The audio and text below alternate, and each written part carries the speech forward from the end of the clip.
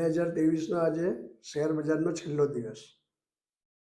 મારા 31 વર્ષના શેર બજારની જર્નીમાં કે મારા રોકાણમાં 2023માં જે પૈસા બન્યા, પર્સન્ટેજ વાઇઝ જે પૈસા મારા વધ્યા, એ મેં મારા 31 વર્ષમાં આટલા ઝડપથી અને આટલા મોટા પૈસા બનતા જોયા નથી. મારી તો ઠીક, પણ બીજા લાખો કરોડો રોકાણકારોના પણ ખૂબ જ પૈસા બન્યા. આ પૈસા બનવા પાછળનું મેઇન કારણ શું?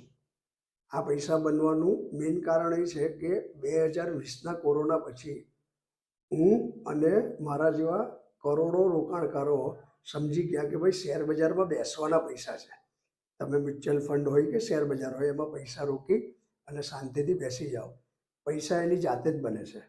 ખાલી તમારે અહીંયા શાંતિથી બેસી રહેવાનું છે.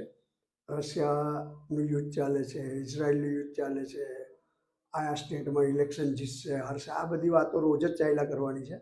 આ બધી વાતોને નજરઅંદાજ કરી અને જે લોકો અહીંયા રોકાણ કરીને લાંબા ગાળા માટે બેસી રહે છે, તો પૈસા એની જાતે જ બને છે.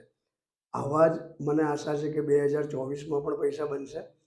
ફક્ત ને ફક્ત આપણે એક જ વસ્તુ કરવાની છે કે લાંબા ગાળા માટે રોકાણ કરીને શાંતિથી બેસી રહેવાનું છે. અહીંયા બેસવાના પૈસા છે.